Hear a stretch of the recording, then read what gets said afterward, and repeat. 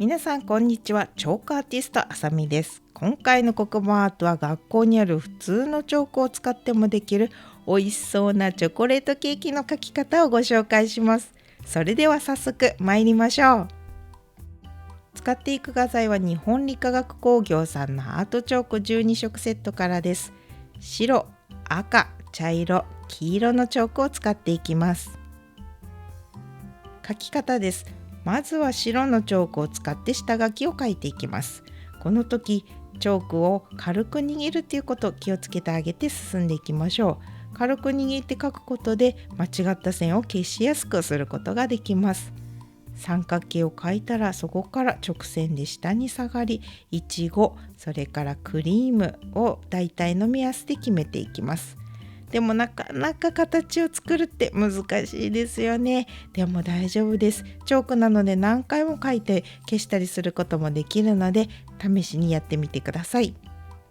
大体の形が決まったところでチョコレートクリームを塗っていきましょう。この時気をつけてほしいポイントはズバリチョークの持ち方です。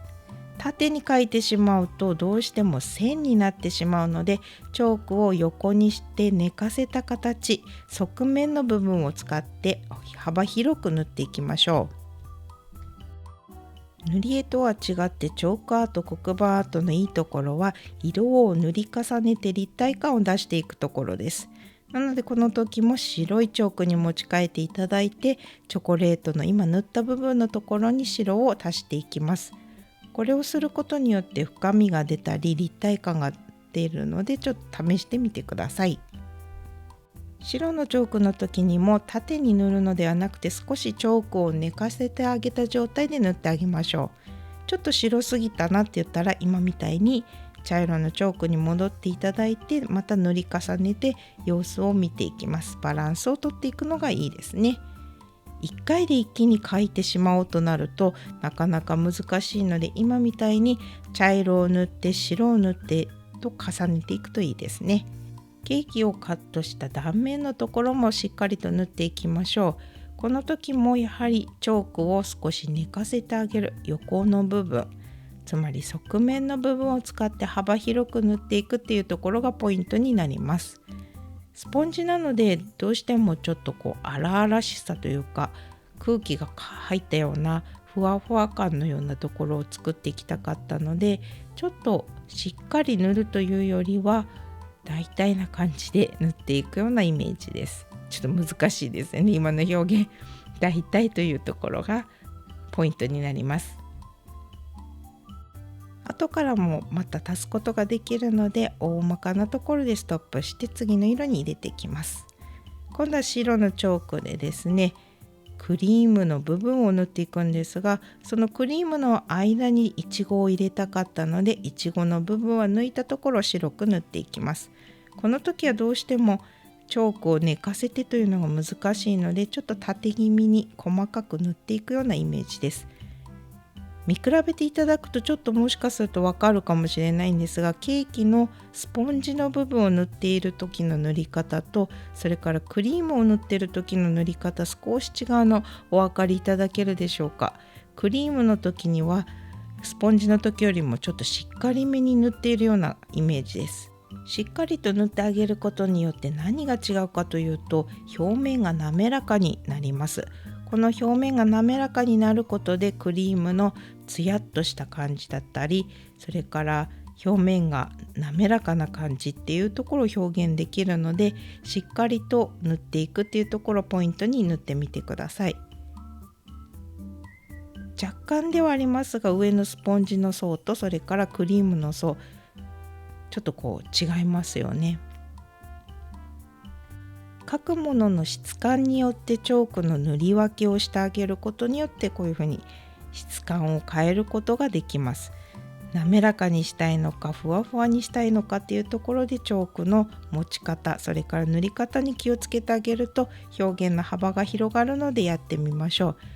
う。1回ではなかなかならないので一緒に頑張っていきましょうね。ケーキの上のちょっとモコっとしたところのクリームを描いていきましょう。この時チョークをやはり横の部分側面を使って幅広く塗っていきます。少し力強くですね平たく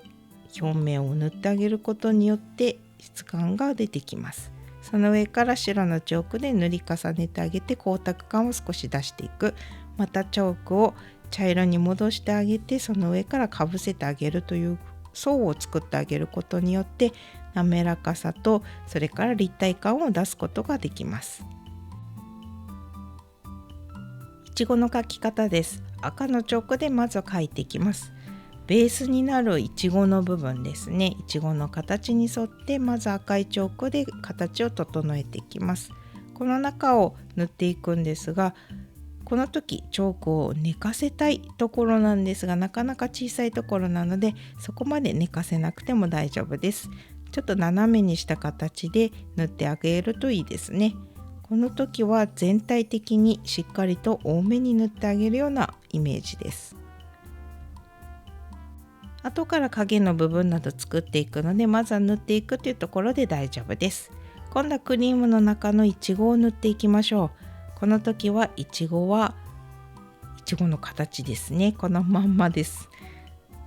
縁取りのように作っていってあげて、中身のところちょっと白くしたいので、まずは縁の部分をしっかりと塗っていくようなイメージです。中を塗っていくためにまずは赤でですね、外側を固めていきます。いちごを切った時にちょっとお分かりいただけるかと思うんですが、断面図ですね、断面のところちょっと中が白くなってますよね。なのでそのイメージで外側の部分になるところは赤で塗っていきます。今黒く抜けている部分に白を入れていくようなイメージです。塗り重ねていくとちょっとはみ出してくる部分とかも気になってくると思うんですが、白でちょっと修正するとかもできるので、まずは塗っていくっていうところに集中していきましょう。今度はこの黒いところに白いチョークで断面の白を入れていきます。いちごの白の部分ですね。左とそれから真ん中のいちご、それから右のいちごと同じように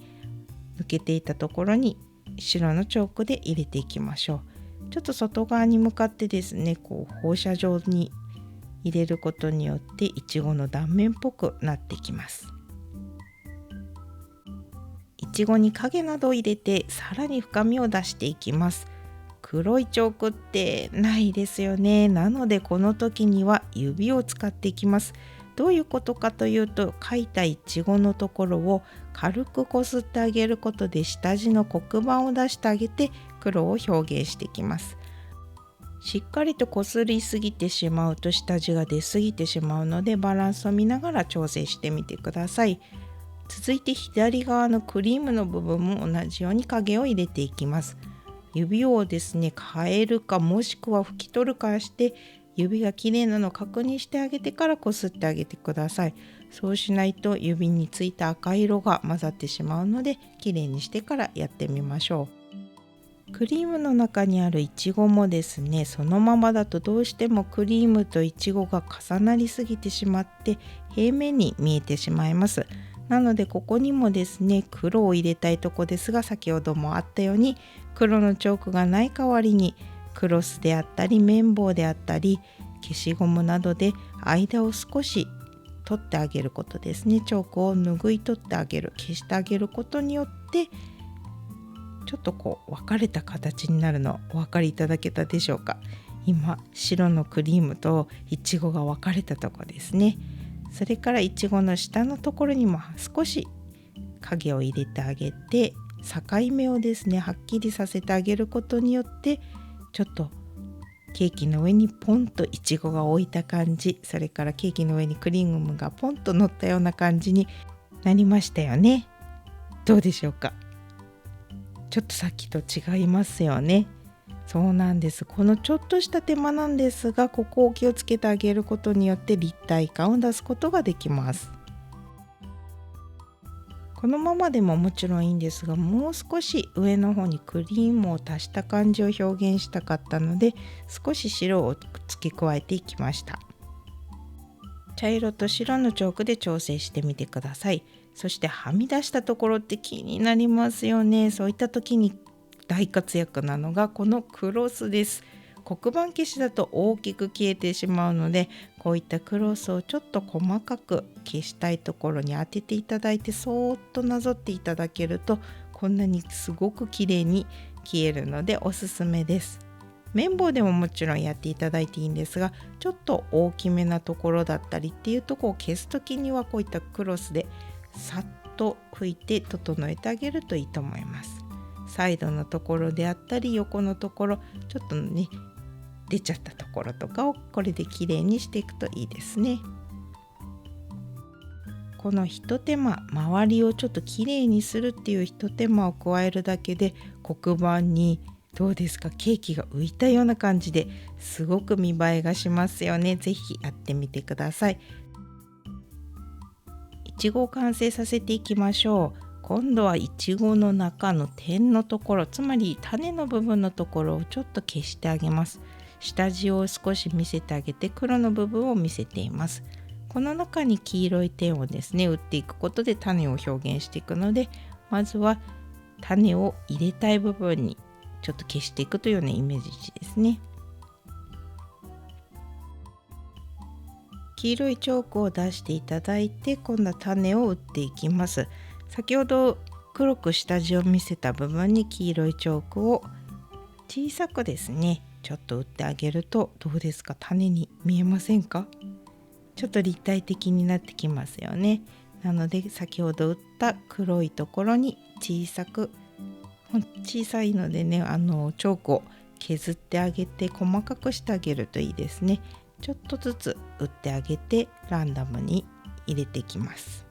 このままでもだいぶ立体的にはなってきたんですが、もう一手間頑張りましょう。ここで使うのが白いチョークです。光をさらに入れていきます。チョークで白の光をいちごに光沢感で入れていくとピカッとした形になってくるので、ちょっと見比べていただけるといいなと思います。